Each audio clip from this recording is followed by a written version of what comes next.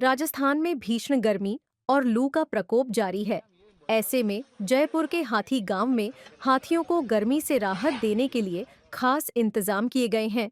हाथियों को दिन में 2 बार विशेष डाइट दी जा रही है, जिसमें तरबूज, गन्ना और चावल शामिल हैं, ताकि उन्हें ठंडक मिल सके। इसके अलावा गर्म दोपहर के समय हाथियों को तालाबों में ले जाया जाता है, जहां वे आराम से स्नान करते हैं और राहत की सांस लेते हैं। इन सभी व्यवस्थाओं के लिए भारी मात्रा में फल और पानी का इंतजाम किया गया है।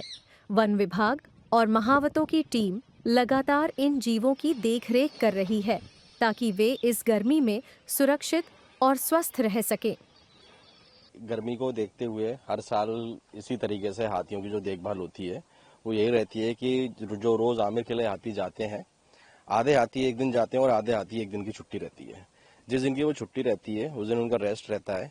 रेस्ट वाले दिन वो सारे हाथी नदी तालाब, जो आपके पीछे देख ही रहे हैं आप, इधर हाथी अपने तालाब के अंदर सुबह दोपहर शाम जब भी इनको थोड़ी थोड़ी देर मावत खाना खिलाने के बाद लेकर आता है तालाब के अंदर। तालाब में ये नहाते हैं।